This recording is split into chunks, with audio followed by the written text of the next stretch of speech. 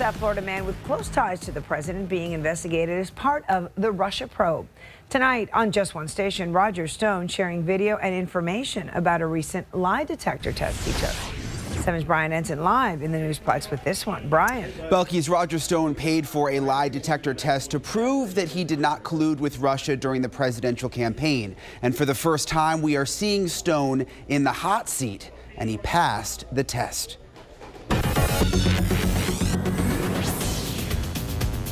Do not move, do not hold your breath, and do not take deep breaths. It's Roger Stone like you've never seen him before, hooked up to a lie detector. Would you do something dishonest or illegal if there was a good chance you would not be caught?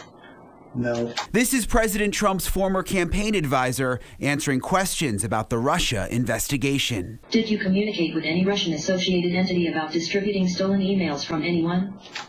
No. Special counsel Robert Mueller is looking into Stone, a Fort Lauderdale resident, as part of the investigation into Russian interference in the 2016 presidential election. Were you in contact at all with any Russian intelligence officials or anyone in Russia? No, absolutely, positively not. Stone has repeatedly denied any collusion with Russia, but this time he answered questions as his breathing, blood pressure, and muscle activity were monitored. Would you under oath tell a lie to stay out of trouble? No. Stone's attorneys hired Dr. John Palmatier, a former police officer with more than 35 years' experience giving polygraph tests. The lie detector test was taken in this Miami Lakes office. I do understand Roger's reputation as a trickster and all of these other issues. But see, I have to put that aside when I do these assessments. I just care about what's true. Sunday on ABC News, Rudy Giuliani, one of President Trump's attorneys, was asked this. Did Roger Stone ever give the president a heads up on WikiLeaks leaks concerning Hillary Clinton and the DNC? No, he didn't. No. Not at all.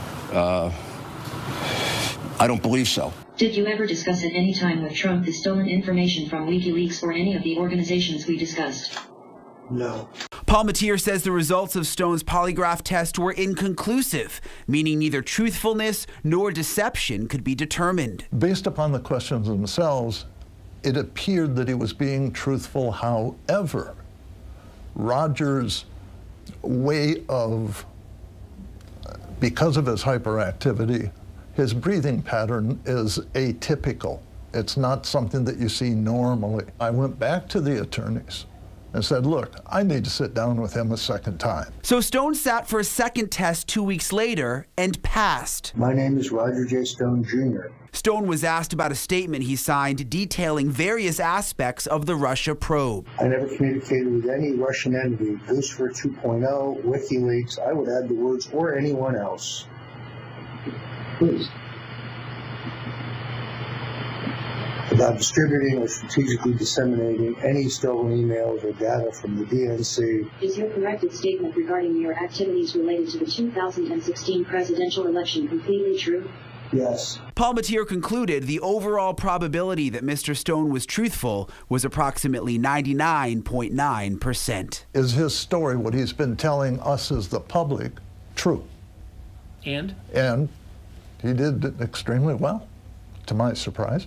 I believe that he's being truthful about those things that we addressed. The polygraph expert says he was paid $2,000 to administer the test. Mueller's team has interviewed Stone's associates, but Stone says he has not been contacted by the special counsel. Live in the Newsplex, Brian Ensign, 7 News.